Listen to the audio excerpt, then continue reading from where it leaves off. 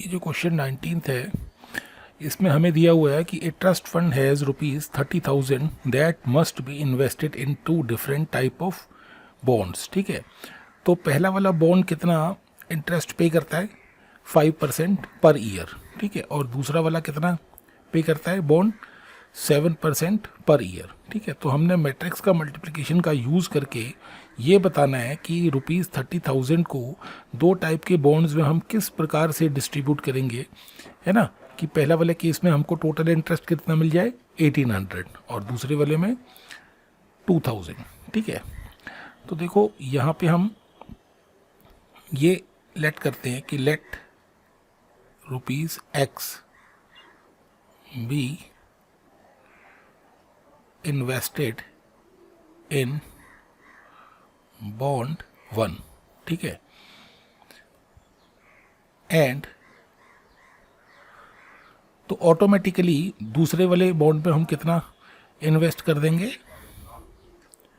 30,000 minus X।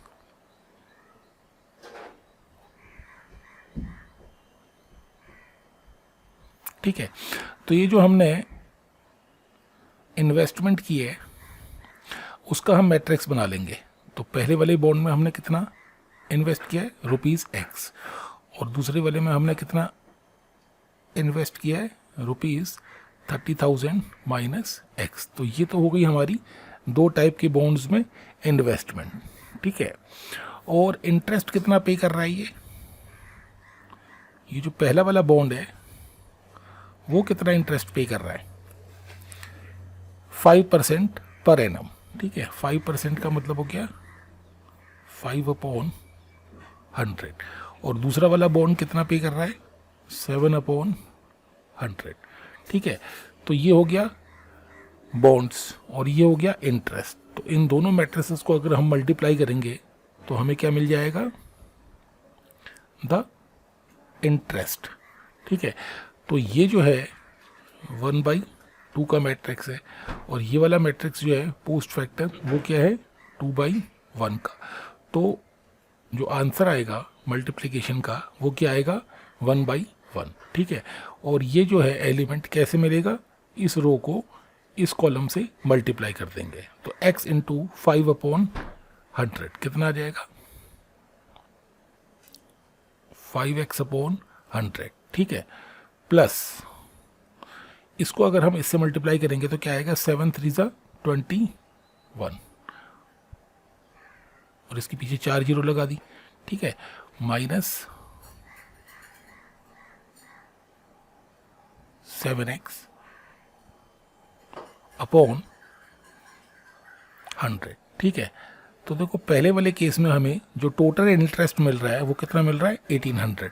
तो ये जो टोटल इंटरेस्ट आएगा ना हमारा,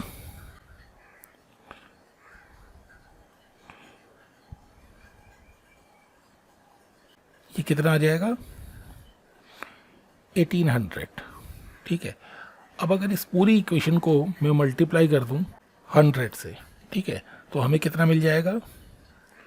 5x plus 210000 minus 7x is equal to 180000। ठीक है, तो 5x माइनस 7x कितना आ जाएगा?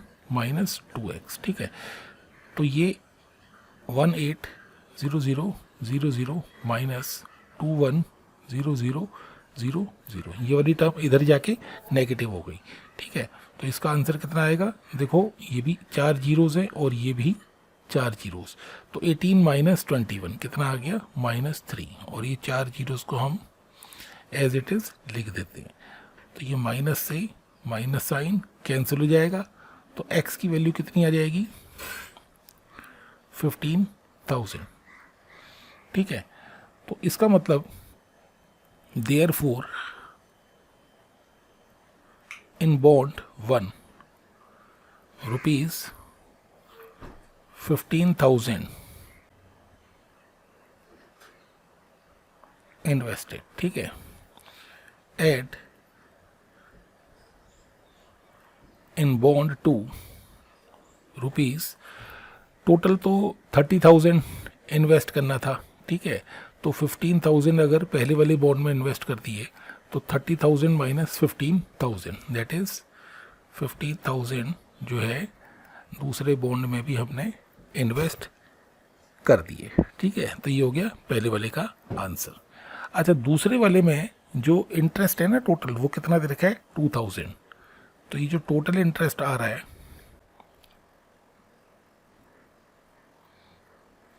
ये कितना आ जाएगा 2,000। पहले वाले केस में 1,800 था, दूसरे वाले केस में 2,000। ठीक है, तो अगेन अगर इसको मैं 100 से मल्टीप्लाई कर दूंगा तो कितना आ जाएगा 5x plus 210000 minus 7x is equal to 2,000 और इसके पीछे 2 जीरोस हमने लगा दी। ठीक है, तो 5x माइनस 7x कितना आ जाएगा माइनस 2x। ठीक है, तो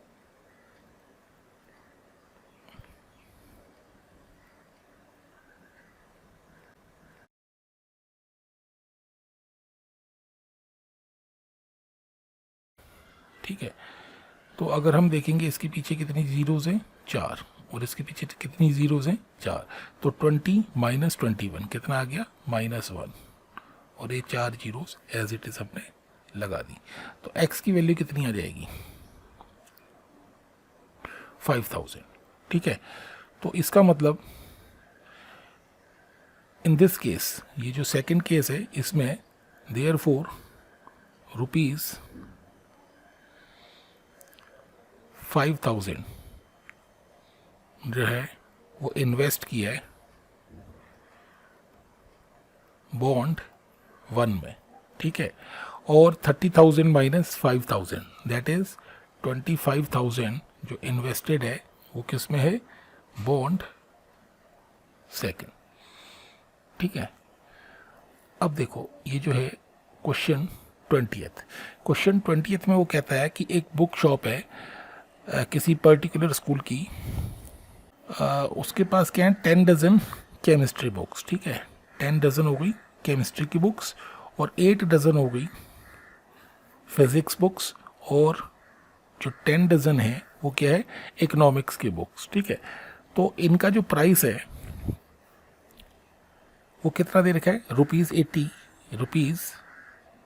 ₹60 एंड ₹40 ईच रेस्पेक्टिवली। ठीक है, तो ये जो केमिस्ट्री की बुक्स हैं, चलो इसको मैं ऐसे लिख देता हूँ, केमिस्ट्री की बुक्स हैं और ये क्या है फिजिक्स की बुक्स हैं और ये क्या है इकोनॉमिक्स की बुक्स हैं डजन्स में। ठीक है, तो इनका जो प्राइस है ये तो हमने एक मैट्रिक्स बना लिया, मैट्रिक्स ऑफ बुक्स। ठीक है, और इनका जो प्राइस है वो कितना आ जाएगा ₹80, ₹60 एंड ₹40।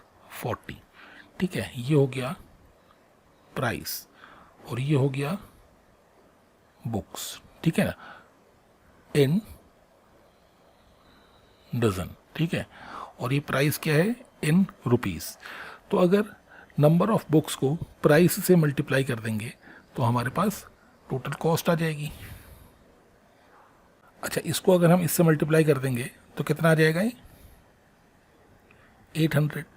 ठीक है, प्लस इसको अगर इससे मल्टीप्लाई कर देंगे तो कितना आ जाएगा 480, इसको इससे मल्टीप्लाई कर देंगे तो कितना आ जाएगा 400। ठीक है, इन सब का सम हम करेंगे तो कितना आएगा 1680। ठीक है, बट ये तो हम 10 पीसेस के हिसाब से हमने निकाला है, बट ये 10 पीसेस नहीं है, ये 10 डजन्स हैं। ठीक है, तो इसको हम 12 से मल्टीप्लाई कर देंगे तो कितना आ जाएगा